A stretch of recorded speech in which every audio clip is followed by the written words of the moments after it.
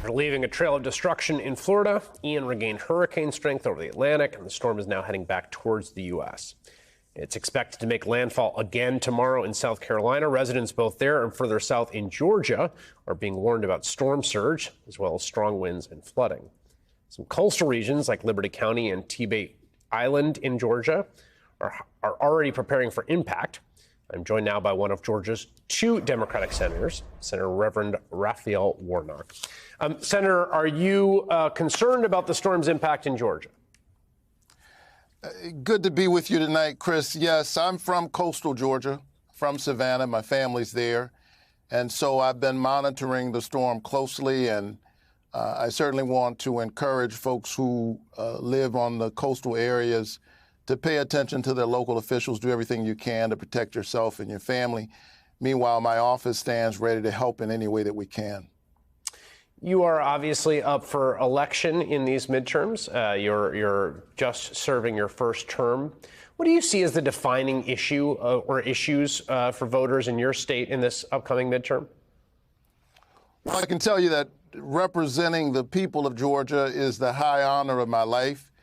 This is work that I came to as a result of my lifelong commitment to service, and I continue to work on the things that I've worked on my whole career, trying to help people to live the best lives and that they can and to provide for their families.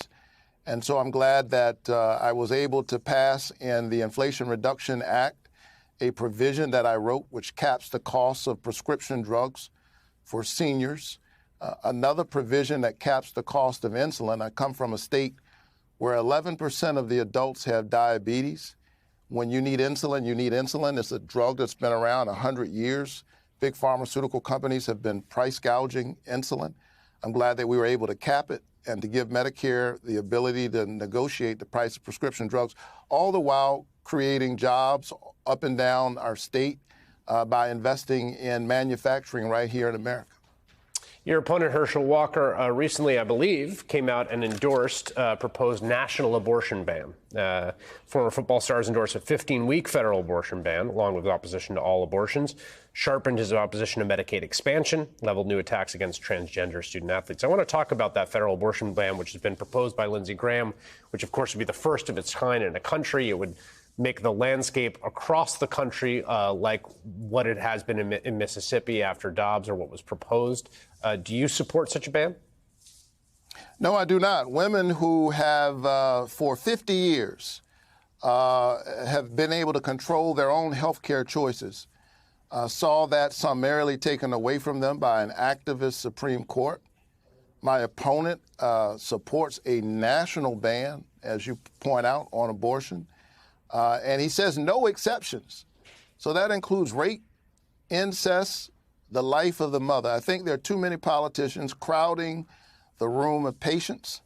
And his extreme position on this, his saying that he doesn't support Medicaid expansion. We've got 600,000 Georgians, most of them the working poor, who would benefit from Medicaid expansion.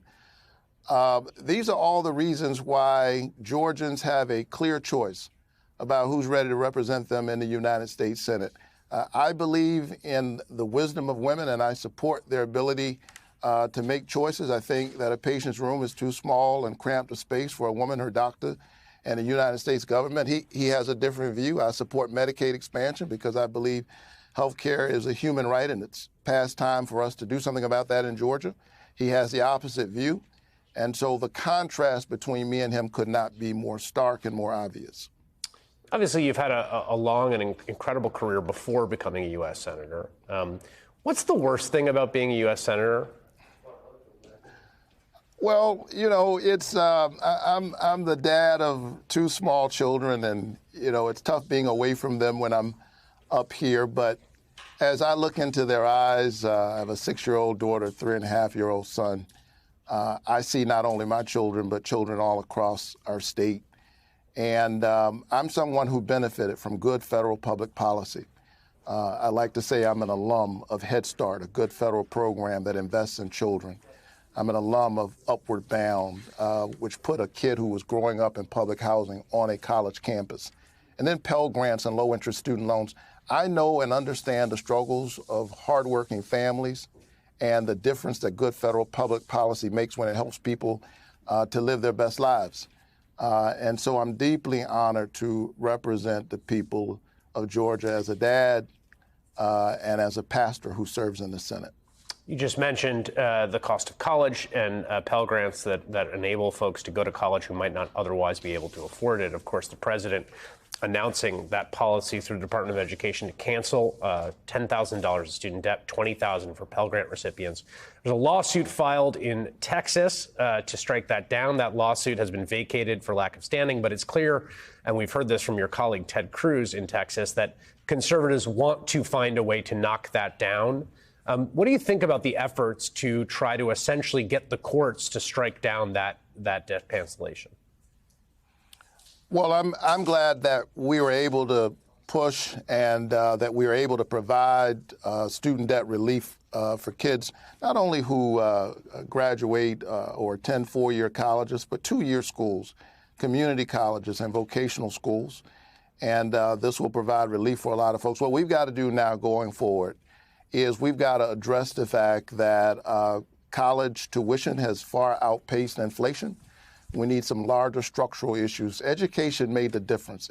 For me, it's the reason why a kid who grew up in public housing sits in the Senate.